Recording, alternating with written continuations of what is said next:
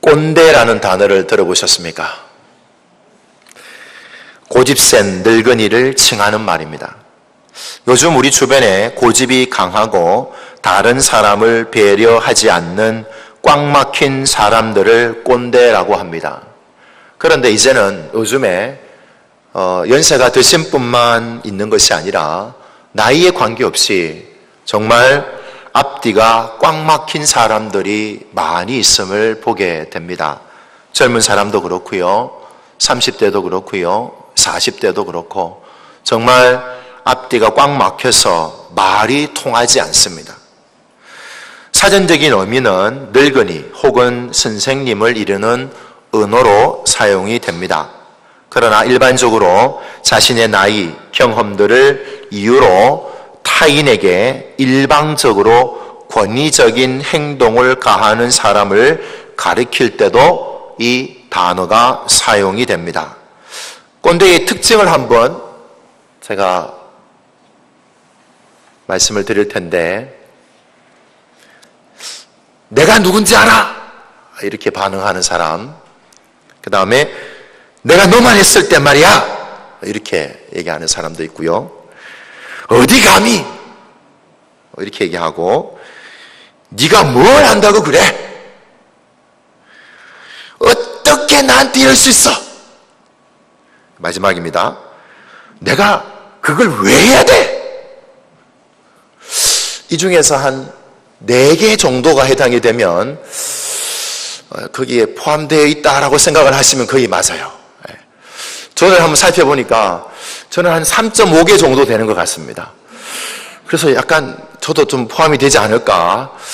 자녀들을 향할 때 아마 이런 현상이 좀 나타나는 것 같아요. 이런 말을 자주 사용하거나 생각하게 되면 꼰대에 가까울 수 있습니다. 고집이 강하고 꽉 막힌 사람인 거죠. 제가 세상을 바꾸는 시간 727회에 장석주 시인이 꼰대가 되지 않기 위해서라는 제목으로 강연을 한번 들어봤습니다. 그가 말하는 것은 3가지 기억법이 있다라고 말합니다. 첫 번째 기억은 절차 기억이 있습니다. 이 절차 기억은 배우지 않고 선험적으로 아는 것입니다. 그래서 아이가 갓 태어나면 머릿속에 아무도 엄마의 젖을 빨으라고 기억을 해준 적이 없어요. 그런데도 이 아이는 엄마의 젖을 그냥 빨아서 먹게 됩니다. 이것을 바로 뭐냐 하면 절차 기억이라고 합니다. 배우지 않고도 그가 가지고 있는 기억이죠. 두 번째 기억은 뭐냐 하면 학습 기억입니다. 문자를 해독하고 책을 읽고 경험을 쌓으며 후천적으로 겪은 기억을 이것을 학습 기억이라고 합니다. 세 번째 기억은 뭐냐 하면 신념 기억입니다. 이거는 뭐냐 하면 정치적으로 내가 옳다고 믿는 기억입니다. 그래서 학습 기억은요, 학교를 졸업하고 나면 0까지 떨어집니다. 더 이상 책을 읽지 않는다는 거죠. 배우지 않는다라는 것입니다. 그래서 이 학습 기억의 부분을 채우려고 하는 작용이 일어납니다. 그게 바로 뭐냐 하면 신념 기억이 학습 기억을 대체해 가는 겁니다. 그래서 책을 읽지 않으면 어떤 사람이 됩니까? 자기가 믿고 싶은 것만 믿고 자기의 생각이 옳다라고 생각하는 것만 생각을 하고 자기의 말만 하는 사람이 신념 기억이 결국에는 학습 기억까지 다 차지하는 모습이 될 수밖에 없습니다. 그래서요, 그분한테 얘기를 하면 왜 그런지 이유를 물으면 이유를 설명하지 못합니다. 그런데 했던 말을 또 하고 또 했던 말 또 하고 왜 그러냐라고 물으면 그렇다고 얘기하고 그 설명을 잘 못하는 거예요. 왜냐하면 우리에게 학습 기억 능력이 떨어져서 그렇습니다.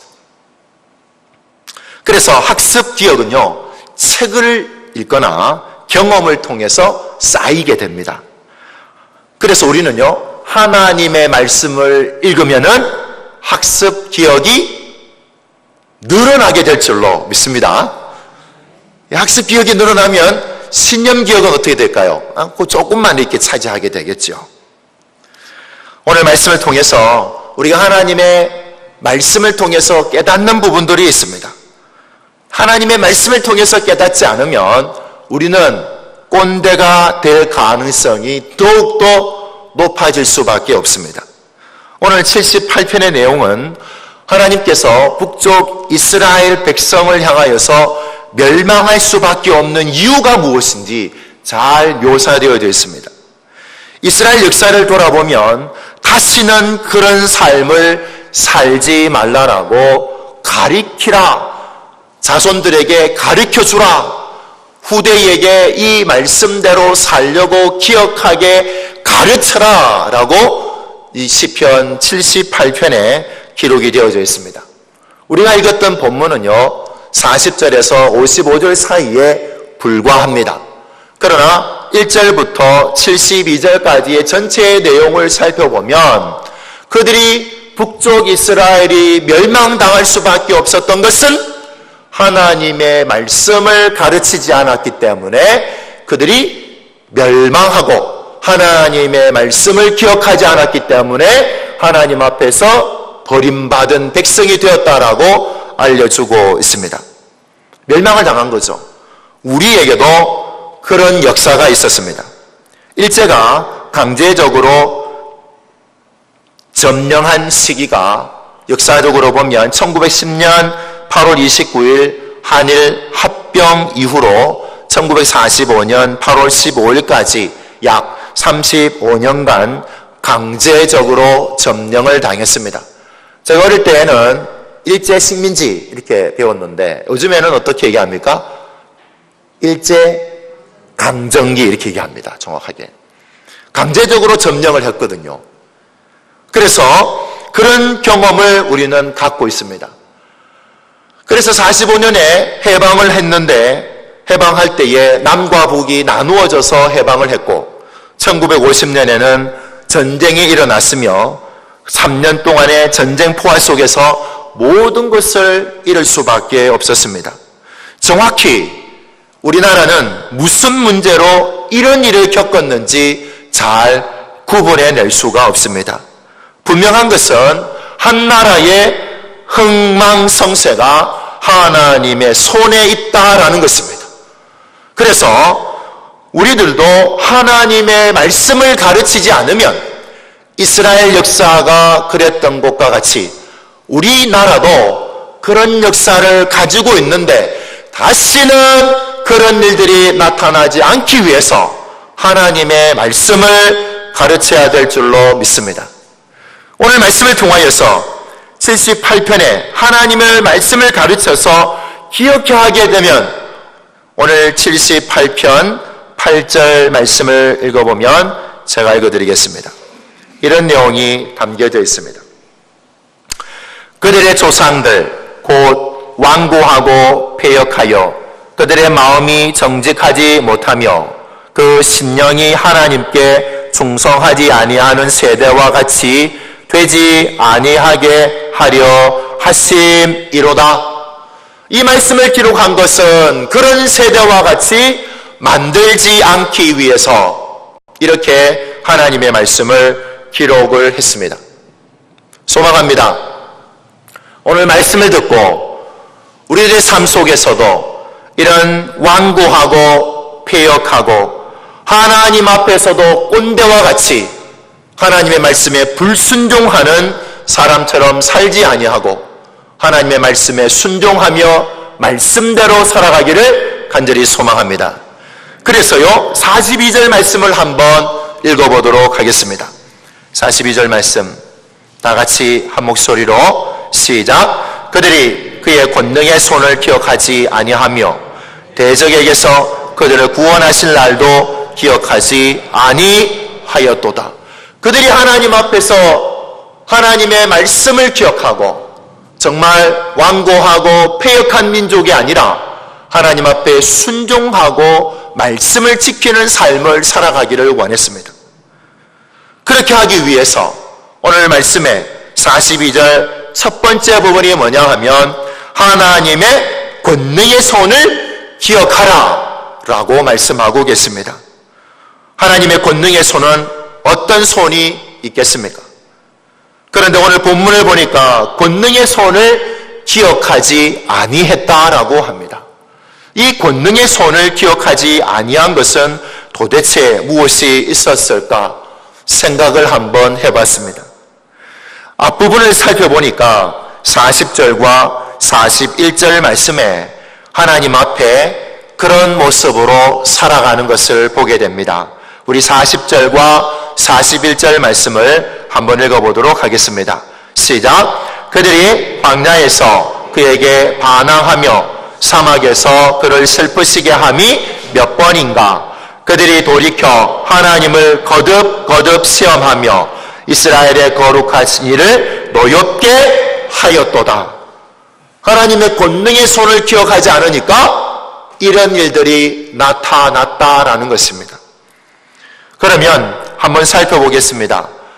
기억하지 않고 하나님을 슬프시게 하고 거듭 시험하게 만들었고 노엽게 만들었던 일들이 무엇이었는가?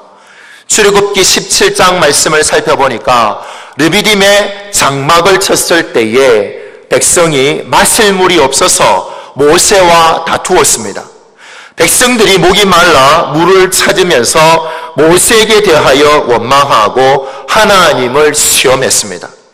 어찌하여 우리를 애굽에서 인도해 내어서 우리와 우리 자녀들과 가축이 목말라 죽게 하느냐라고 원망을 하게 됩니다. 이스라엘 백성들의 마음은 하나님을 시험하였습니다. 어떻게 시험을 했느냐 하면 출애굽기 17장 7절 말씀입니다. 우리 한번 찾아서 읽어볼까요?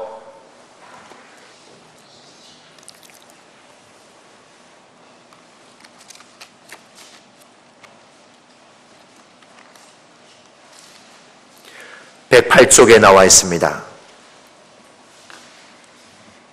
제가 읽어드리겠습니다. 그가 그곳 이름을 마사 또는 무리바라 불렀으니 이는 이스라엘 자손이 다투었습니다.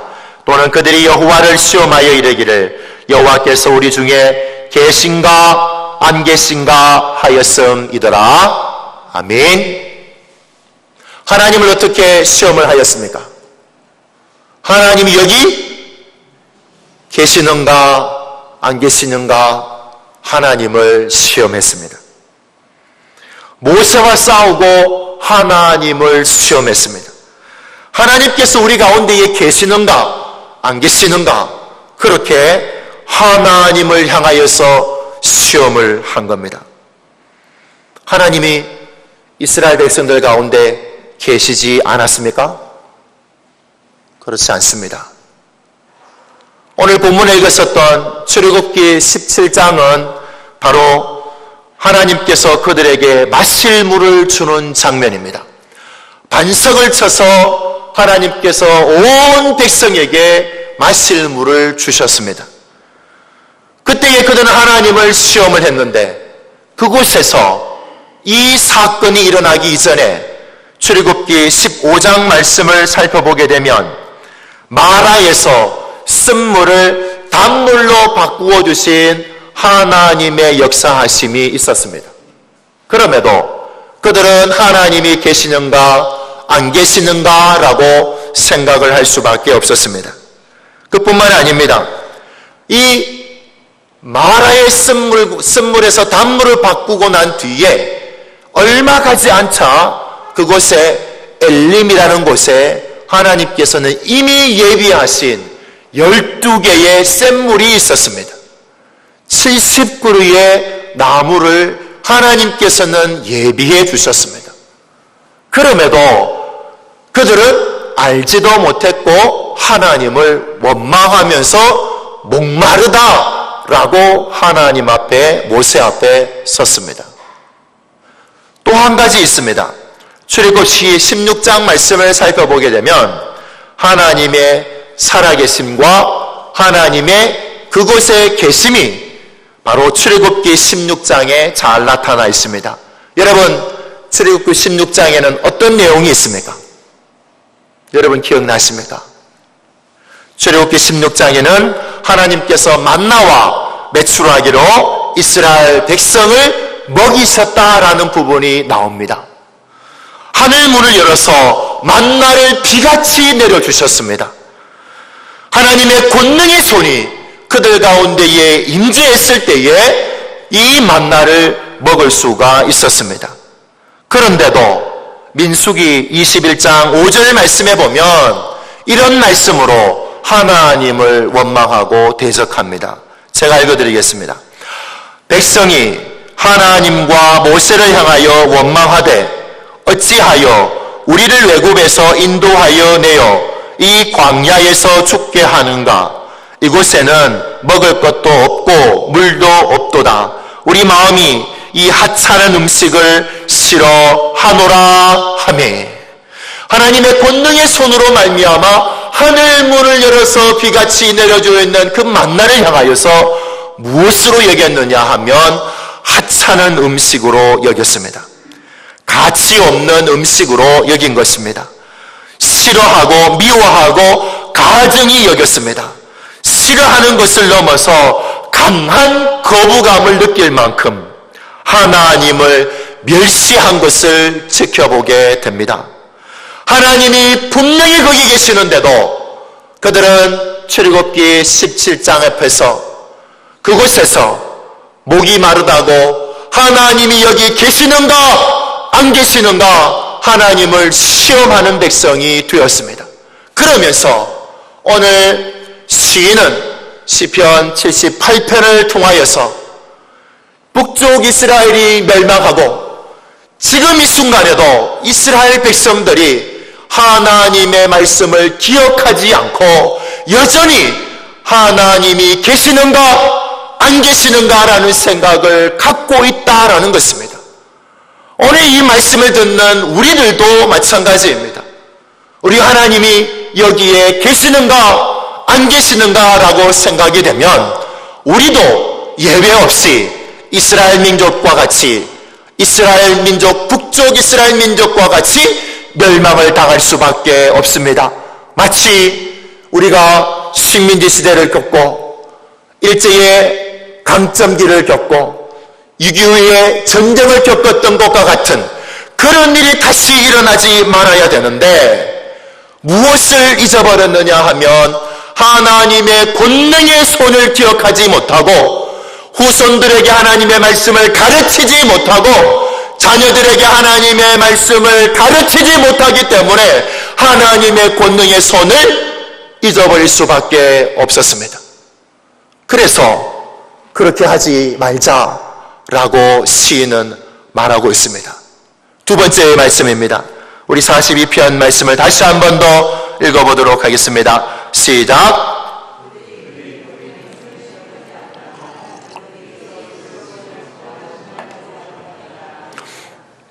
두 번째는 하나님의 구원하신 나를 기억하지 아니했다라고 합니다. 오늘 본문 42절 뒷부분을 살펴보게 되면 하나님께서 애굽 땅에서 그들을 구원하셨던 과정을 43절부터 51절까지 기록을 하고 있습니다. 한번 제가 불러보겠습니다. 여러분들이 얼마나 잘 알고 있는지. 44절에 하나님께서 어떻게 역사를 하셨습니까? 강을 시내를 무엇으로 바꾸어 주셨습니까? 피로 바꾸어 주셨습니다. 마실 수 없게 만들어 주셨습니다. 45절은 무엇이 나와 있습니까? 쇠파리떼를 보내어서 그들을 물게 하셨다라고 기록을 하고 있습니다. 개구리를 보내어서 해로움을 주었다라고 말씀하고 있습니다. 46절에는 무엇을 말씀하고 있습니까? 열매를 무엇에게 주었다라고 말씀하고 있습니까? 황충에게 주어서 먹이로 삼게 했다라는 내용입니다. 수고한 열매를 메뚜기 떼에게 먹이로 준 것입니다. 47절에는요, 남아있는 황충과 메뚜기 떼가 먹지 못하고 남아있는 것들은 어떻게 했습니까? 포도나무의 열매를 우박으로 떨어지게 했고 뽕나무를 서리로 얼려서 죽게 했습니다. 가축도 우박으로, 양떼는 번갯불로 하나님께서는 넘겨주셨습니다. 그리고 49절 하나님께서는 재앙의 천사들을 애굽에 내리실 뿐만 아니라 50절 말씀입니다. 50절에는 전염병을 통하여서 생명을 앗아가는 일들을 일어나게 해 주셨습니다. 그리고 마지막에 51절에는 어떤 일들이 있었습니까? 장자의 생명을 치신 것을 우리는 말씀을 통해서 알 수 있습니다. 하나님께서 이스라엘 백성을 이 애굽에 노예된 삶을 구원하기 위하여서 하나님께서는 이런 재앙을 애굽에 내리셨습니다. 구원을 받는 길은 다른 방법이 아니라 이 많은 이적과 재앙으로 인하여서 구원받는 것이 아니라 바로 마지막에 하나님께서는 유월절을 통하여서 하나님께서는 진문설주와 임방에 어린 양의 피를 바르면 죽음이 넘어간다라고 말씀해 주셨습니다. 이 말을 믿은 이스라엘 백성들과 애굽의 노예였던 다른 타 민족이라 할지라도 만약 이 말씀대로 순종하였다면 죽음이 넘어가는 유월절이 바로 이 말씀 속에 들어가 있다라는 것입니다. 오늘 우리가 이 말씀 앞에 서 있으면서 우리들도 마찬가지입니다. 예수 그리스도를 믿음으로 말미암아 구원받은 줄로 믿습니다. 아버지 하나님의 사랑을 예수님을 통하여서 우리에게 보내주셨습니다. 예수님을 이 땅에 오셔서 피 흘리시고 죽으셨다가 3일 만에 부활하셔서 하나님의 우편에 계시는 것을 우리가 믿음으로 말미암아 여기에 앉아있는 줄로 믿습니다. 그래서 우리는 구원받은 백성입니다. 이스라엘 백성들도 하나님 앞에서 노예된 삶에서 구원받은 날을 충분히 기억할 수가 있었습니다. 그런데도 그들은 기억하지 못했습니다. 하나님의 말씀을 생각하지 못했습니다. 저는 예수님을 도서관에서 만났습니다. 요한복음 3장 16절 말씀을 통해서 하나님이 세상을 이처럼 사랑하사 독생자를 주셨으니 이는 그를 믿는 자마다 멸망치 않고 영생을 얻게 하려 하심이라는 이 말씀 앞에 저는 꼬꾸라지고 낮아지고 정말 예수님께서 나를 사랑하셔서 이 땅에 오셨고 하나님께서 나를 사랑하셔서 이 땅에 예수님을 보내주셨다는 그 한마디에 저는 모든 것을 내려놓을 수밖에 없었습니다. 여러분들은 구원의 날을 기억하고 계십니까? 이렇게 물으면 구원파처럼 생각나시죠? 그래서 이렇게 묻습니다. 여러분 언제 구원받았습니까? 여러분 이런 이야기 들어보셨습니까?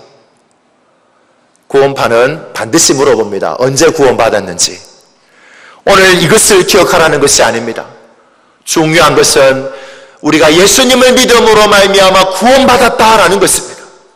이스라엘 백성들이요 애굽의 노예가 된 상황에서 자유로운 백성이 된 것은 하나님께서 구원하셨기 때문에 그들을 자유로운 백성이 될 수 있도록 하나님이 만들어 주셨습니다. 그런데도 이스라엘 백성은 이것을 잊어버렸습니다. 이 구원을 받고는 노임을 받고는 하나님께서 어디로 인도해 주셨느냐 하면 홍해 앞으로 인도해 주셨습니다. 여러분 홍해 앞에 가보면 앞에는 바다가 있습니다. 조금 더 지나보니까 뒤에서 누가 쫓아옵니까? 애굽의 군대가 쫓아왔습니다. 이 군대는 그냥 일반 군대가 아닙니다. 병거를 이끌고 쫓아왔습니다. 그 모습을 보고요 이스라엘 백성은 심히 두려워했습니다. 출애굽기 14장 11절 말씀에 이렇게 그들은 고백을 합니다. 그들이 또 모세에게 이르되 애굽에 매장지가 없어서 당신이 우리를 이끌어내어 이 광야에서 죽게 하느냐? 어찌하여 당신이 우리를 애굽에서 이끌어내어 우리에게 이같이 하느냐? 하나님을 향하여서 이런 마음을 가졌습니다. 그런데요, 하나님 앞에 구원한 말을 그들이 잊어버린 것이 아니라 오늘 읽었던 말씀들 중에 53절 말씀을 우리 한번 읽어보도록 하겠습니다. 53절 말씀 시작. 그들을 안전히 인도하시니 그들은 두려움이 없었으나 그들의 원수는 바다에 빠졌도다. 하나님께서 그들을 인도해 주셨는데 그들은 알지 못했습니다. 홍해 앞에 있으면서도 하나님의 인도하심이라고 깨닫지 못한 것입니다. 심히 두려워하고 무서워했으며 다시 출애굽기 14장 12절 말씀에 보면 이렇게 기록을 하고 있습니다. 우리가 애굽에서 당신에게 이런 말이 이것이 아니냐? 이기를 우리를 내버려 두라. 우리가 애굽 사람을 섬길 것이라 하지 아니하더냐? 애굽 사람을 섬기는 것이 광야에서 죽는 것보다 낫겠노라. 앞에는 홍해가 있고 뒤에는 애굽 군대가 놓여 있는 것을 보고는 이제는 우리를 가만히 두라고 얘기합니다. 심히 두려워하면서 이제는 애굽 사람을 내가 섬기겠다라고 말하고 있습니다. 자신을 내버려 두고 애굽 사람을 섬기겠다라고 말하는 이 사람들 앞에 하나님은요, 애굽 병거 앞에서 구름 기둥과 불 기둥으로 그들을 막아주시고 하나님께서는 홍해바다를 열어주셔서 마른 길로 인도하시는 살아계시는 하나님이신 줄로 믿습니다. 이 이스라엘 백성들은 이런 인도함을 받았습니다. 그런데도 하나님 앞에 인도하심을 받았음에도 그들은 기억하지 못했습니다. 그래서 로마서 1장 21절 말씀에 이런 말씀이 있습니다. 제가 읽어드리겠습니다. 하나님을 알되 하나님을 영화롭게도 아니하며 감사하지도 아니하고 오히려 그 생각이 허망하여지며 미련한 마음이 어두워졌나니 하나님 앞에 하나님을 알지만은 하나님 앞에 영화롭게도 하지 아니하고 감사하지도 않는 백성이 되었습니다. 오늘 이 시간에 나와 있는 우리 모든 성도님, 우리가 하나님께서 나를 권능의 팔로 인도하시는 하나님이신 줄로 믿습니다. 우리를 구원하신 하나님이신 줄로 믿습니다. 우리가 하나님 앞에서 홍해길을 가르셔서 인도하셔서 가나안 땅으로 인도하시는 하나님이신 줄로 믿습니다. 그런데 우리는 왜 하나님 앞에 이것을 잊어버리고 이스라엘 백성들과 같이 그것을 자손들에게 가르치지 않고 후손들에게 이것을 가르치지 않고 그래서 이것을 잊어버리는 백성이 되어져서 완고한 백성이 되고 패역한 백성이 되어져서 결국에는 하나님 앞에 멸망을 당할 수밖에 없었던 이스라엘 백성이 되었습니다. 소망합니다.